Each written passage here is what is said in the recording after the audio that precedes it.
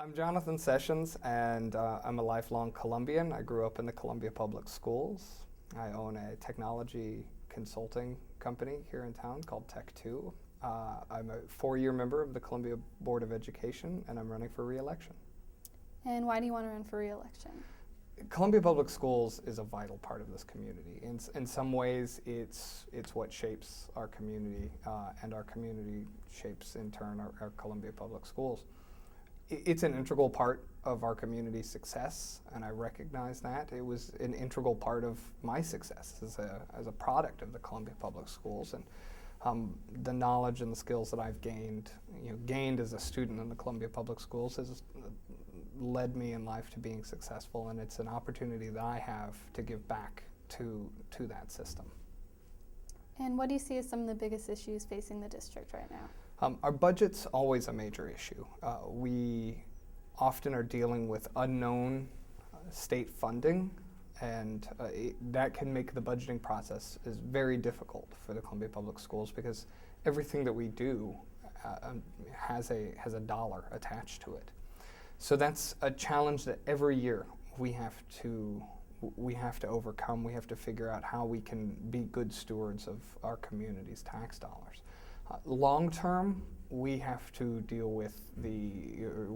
solve the achievement gap. We have a struggle in education. It's not just here in Columbia. It's all over our nation, and we need to look here in Columbia what we can do to improve the way that we're delivering education so that we can provide an equal opportunity for all students to be successful in the Columbia Public Schools.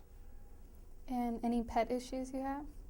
Pet issues I have. I'm not sure if I have any pet issues. I want to make sure that we've done a lot over the last 4 years that I've been on the board. We've done a lot of long-term planning, and one thing that I'm going to want to focus on if reelected to the board is making sure that we keep the promises we've made. We keep a 5-year budget cycle. We follow our 10-year bond plan to get us out of the business of trailers, especially at the elementary level.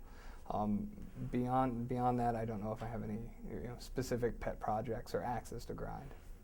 Okay. And what do you see as the district's greatest strength and its greatest weakness? Greatest strength is right now our long-term planning. We have like I said, we have that 5-year budget plan that we can forecast out. So if we see fewer revenues or increased revenues, we know what impact that'll have on the budget 5 years down the road. We have a long-term facilities plan, which will help us not only in eliminating trailers and overcrowding in the district, but maintain some of the 100-year-old buildings within our district. On top of that, we have a great community. Our community is one of our biggest strengths. We know that the values that our community has shaped the Columbia Public Schools, and we're thankful that our community puts education very high on their priorities list. When it comes to weaknesses, I think that in our district, we need to focus on education more. We've had a busy 3 years of construction and opening Battle High School, secondary reorganization. But now that we've gotten through that and we have a great long-term plan, we need to buckle down and focus on education and its student achievement. It's not necessarily a weakness, but that's got to be our absolute #1 priority moving forward. What is your top goal over the next 3 years? Well, my top goal over the next 3 years is going to be making sure that we follow our long-term plans and we implement a few extras. We need to make sure that we keep long-term budgets a priority. We need to keep our long-range facilities plan a priority, and we need to follow that plan through. But in addition to that, we need to look at student success and achievement and make sure that that's a priority. We're going to go through the Common Core Standards adoption. That's going to bring in a new state assessment, the MSIP 5. We need to take a look at how we're doing on that MSIP 5 and make the changes necessary to make sure that our students are being successful.